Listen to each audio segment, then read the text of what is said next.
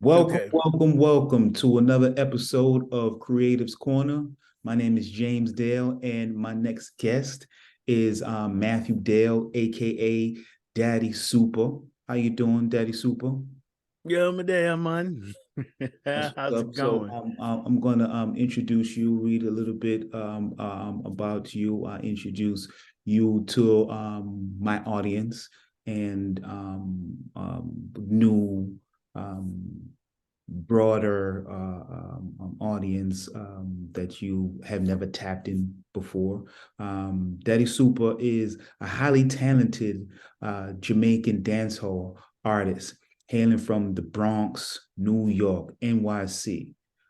With a passion for music that runs in the family, Daddy Super has made a name for himself in the music industry with his unique style and undeniable talent. His first single was On Your Mind, quickly gained recognition and was featured for 3 days straight on the Funkmaster Flex show Battle of the Beats. That's what's up, man. How was that experience? That I was fairly young when that happened. And especially during that time when that happened, because I've been in the industry for a while, in and out, since wow, 96, Mm, right? And that was a real big thing during that time for me. okay. So now I'm tapping back into it. It's something that I love. It's something that I just I can't get away from. Just been writing it since I was fairly young. Writing, drawing, artistry is just something that's just inside of me. Okay, so you So are creative all around. You're not just yeah. musically inclined. Okay, that's good. I like that. I'm reading a little bit more on your bio, and it says that early in your career, you almost landed a lucrative deal with L'Oreal, but you lost out to the son of Bob Marley, Ziggy Marley. How does that happen? How do you Um out all the other contestants to face up to a living legend?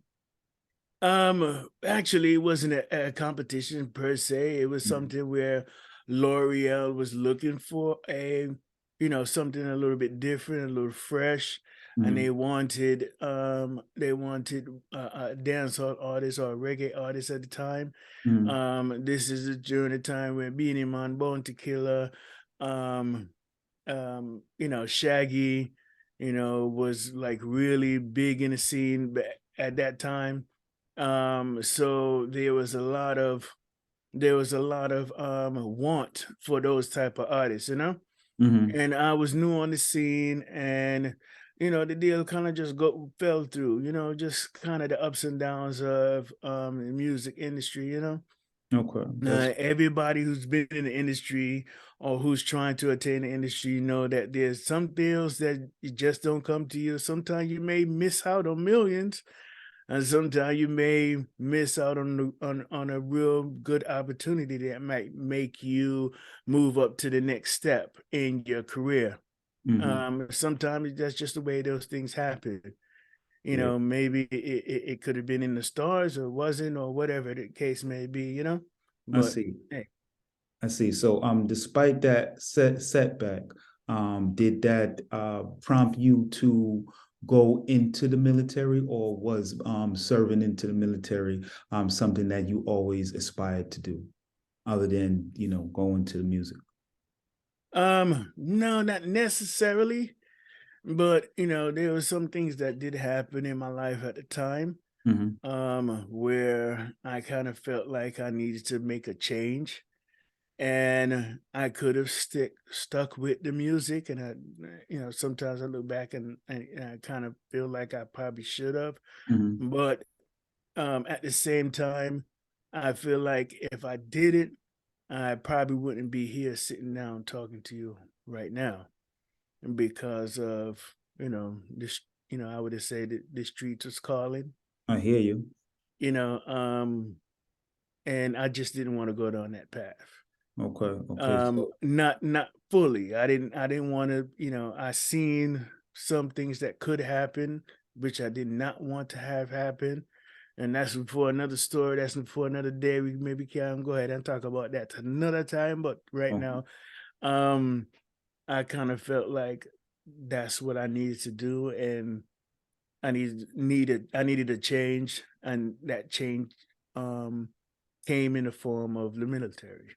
Okay.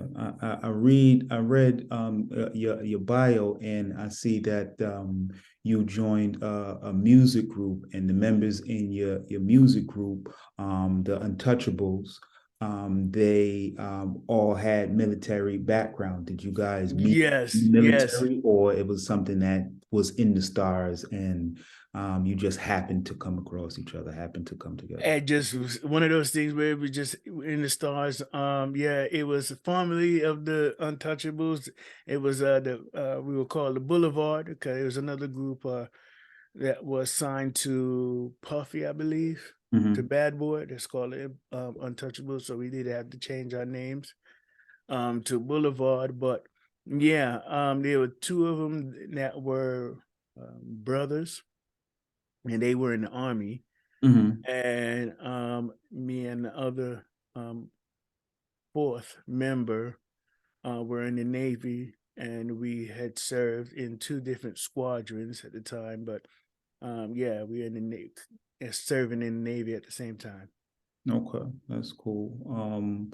I see that that brought you on stage and rubbed shoulders with the elite, upper echelon of hip hop artists. How was that experience for you? You know, going on tour and opening up for other artists, and meeting big names out there. Oh yeah, that was good. And then it also as a young guy seeing these individuals, sometimes it's not like how it is now, where people can be, right in the mix and feel like they know more of an artist. Back then you didn't have Instagram, you didn't have TikTok, you didn't have so many channels like we do today, where your artist, like a YouTube didn't exist then, Hmm. where your artist would be posting not just music, but be posting content. And this content will kind of delve into their life just a little bit. The only thing we had back then at that time was MTV Cribs. Hmm. And it was just a little snippet. You'll go in their house and show them. And right now we're finding out that was just all made up all the time. That wasn't always the best, that wasn't always their homes. Oh, it wasn't a Um, representation. They lied to us. Yes, yes. Wow, I didn't know that. Yeah, so meeting people like Ice Cube, meeting people like LL Cool J, meeting people like Dub C, meeting people like Yuck Mouth from because we were in California, so we were, you know, I was exposed to the West Side, or the West Coast artists at the time. Mhm. So Dub C, the Dog Pound, so Daz and Corrupt. Um, Also, we did shows with Too Short. We did shows with I opened up for, I did a celebrity basketball halftime show, and we seen the cast of Life, everybody except for Bernie Mac and Eddie Murphy. Okay. But I mean, we met everybody. Um, oh man, there's so many people right now. I can't even think about it. Did open up so many shows for E40 as well. Okay. I Fizzy. actually, yeah, E40. Ooh. Yes, yes. Okay. Did a tour with Juvenile. Okay. Yeah, we did a tour with Juvenile. We went up and down the coast with Juvenile from Cash Money Collect, and that was pretty fun. It kind of give you experience of being on the stage and being able to perform. Something that I see a lot of artists today lacking that. They don't have being able to perform on the show by themselves. They need so many other things, distractions around them.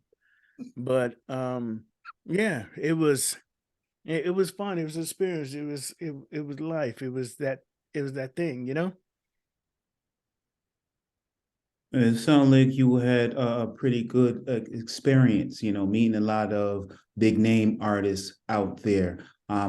How did you manage to stay independent, being that you rub shoulders with a lot of people in the industry? Well, it's just one of those things, you know. The group kind of disbanded after that, and um, I left and went into the Army National Guard Mhm. after moving to um, the South. I went to Georgia for a little bit, and there I tried. I did a couple of collabs and released two singles while I was there as well. Um, in Georgia, you know, paid for the studio myself. Um, went in there and you know did my thing and kind of tried out for a couple of shows. They did have like summer jam shows in Columbus, Georgia. Mhm. Um, and tried out for a couple of those and everything like that. Um, which people like what I was doing, but it wasn't at the time. It wasn't a market for me then. There, you know. Right. So that's what they were saying. They loved what I was doing. They loved the music. They was vibing to it and everything like that. But I guess they felt like there wasn't a market for reggae or dancehall at the time. There really wasn't anybody out at that time. Right. They didn't know The what only to do with you. they didn't know what to do. The only one that I could even think about at the time was Sean Paul, and that was it. Hmm. There was nobody else. Sean Paul, he had a good run internationally by himself. Um, yeah, that was it. That was in the early 2000s. And I'm talking about, of course, for those who in dancehall who love dancehall, those who are Jamaican, Hmm. those who are from the Caribbean, of course, we know Vibes Cartel when they kick hard them time there. We know say Mavada when they kick hard them time there.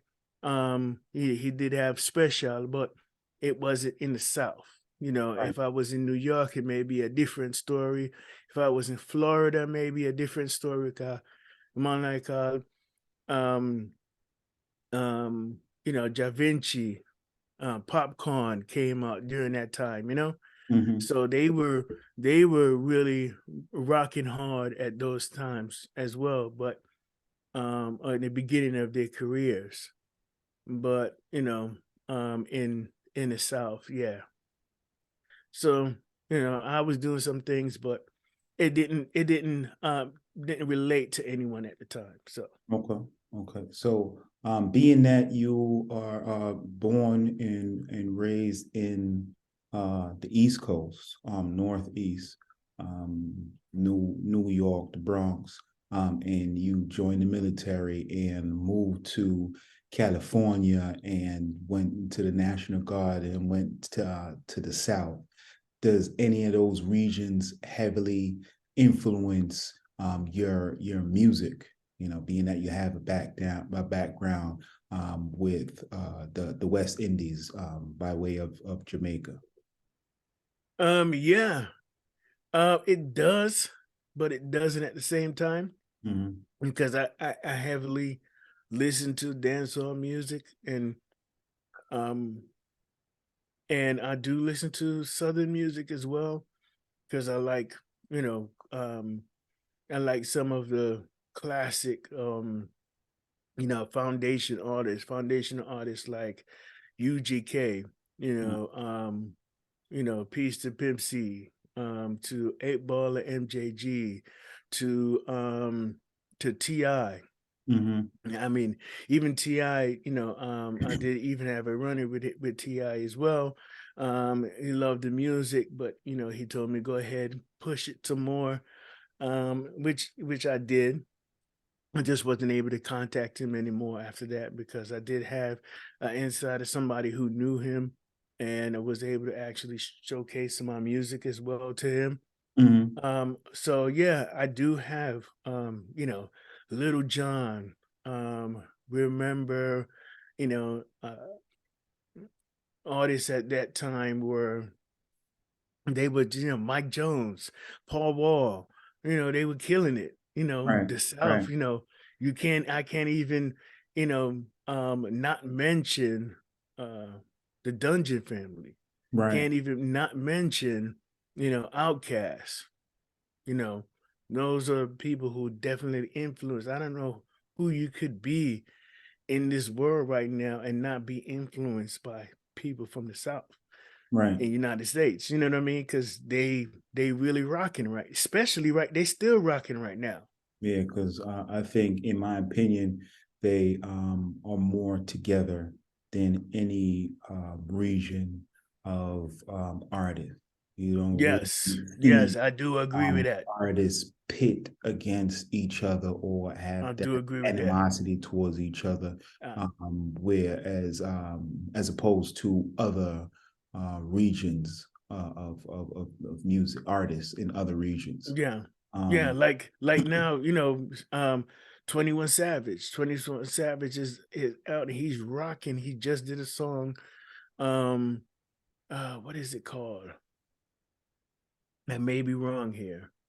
I think it's called Knife Talk, right? mhm, And he did a song with Project Pat. right. And I don't know if you remember Project Pat. Yeah. He had a song, um, Chicken Heads or something Right. like Right. that, right? Um, so Project Pat, that's another influential artist from that era, from that time. Mhm. And for 21 Savage to come, to be a millennium artist and still reach back and grab artists like that and do collabs with artists like that, then come on, you can't you can't deny the togetherness that they have.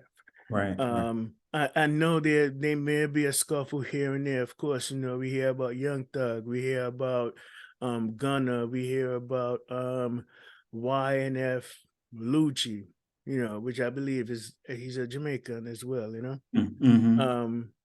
Um, we hear about artists like that they do have their little back and forth and things like that, but for the most part, yeah, they do have it more together. They collab with each other all the time and do big hits because it's more about the music, it's more about the talent, it's more about the artistry of music and not just we're gonna I'm better than you. Right. Right. I Right. think in New York, in New York, have that, or the It's territorial. Northeast, It's territorial. but Right. not just territorial. They feel like, hey, yeah, everybody that hit the mic is better, is the best, and I'm gonna do anything I can to try to knock you off of your pedestal. Yeah. Everybody, feel like they're better than everybody else, and Okay. not trying to work with each other. Right, right, right, right. I say I'm going to quote from your bio. It says that for music, for you is more than just a career. It's a way of life. Yeah. You're passionate about dance hall, and it runs deep within your blood and your culture. And we've Yes. seen time and time again that it takes a lot to succeed in the industry. As you will always say, no dance is better than dancehall. Dancehall can't stop, Hmm. which I really like that quote, because if you really look at it, dance hall, it it is the progenitor of hip hop. Reggae is the progenitor of hip hop. Ska is the progenitor of hip hop, you know, as far as Mm-hmm. jazz and spoken word and those things. But Mm-hmm. for the most part, it's dance hall. You know, your Kool Herc and all of those guys who big names in hip hop were the ones who started it off. You know. Yeah, I was there, and then dancehall, hip hop have a whole lot of influential artists that are Jamaican who have contributed to the the promotion and the progress of dance of hip hop. I'm sorry, but dancehall is not just a progenitor or the grandfather or father of hip hop. Is also father and grandfather of reggaeton. Yeah, So the that's what I father was and saying. grandfather That's of that's what I was saying. um I think both Afrobeats. I think both of those genres of music influence reggaeton, hip hop, and dance hall. And Yeah. Yeah, Afrobeat. reggae. If you listen to reggaeton, you hear the '90s dancehall rhythm. You know, Right. same thing with Afrobeat. Afrobeat. I know you have Trinidad music. I come up now, where it's music from Trinidad, and it's Mhm. dancehall. If you hear the Trinidad accent on a track, you can't tell the difference between the Trinidadian artists, between the Jamaican born artists. It's what And sells. It's what and we know the accent. If you know, if you're in any part of the Caribbean, that Jamaican accent and the Trinidadian accent is completely different. completely different.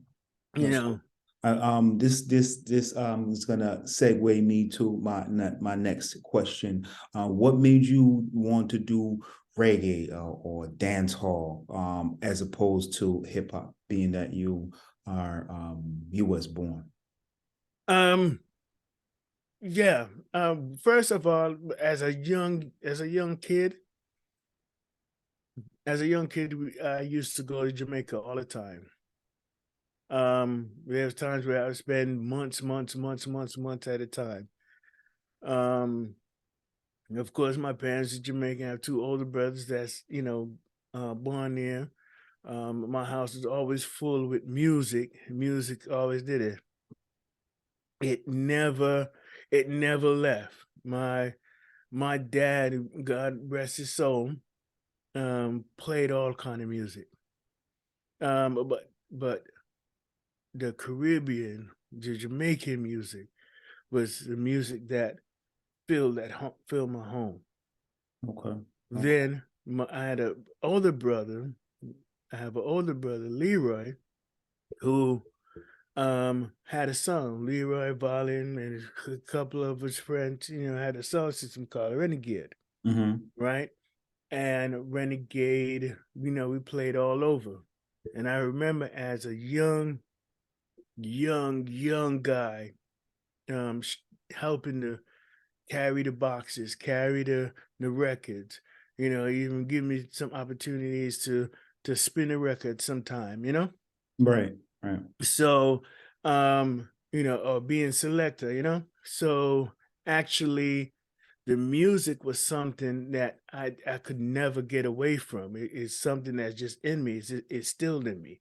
Just Okay. like you would hear many artists right now, they have the influence and they remember when their mom was home and that's the music that they would play. Well, that was the music that was played in my house, and that was the music that influenced me.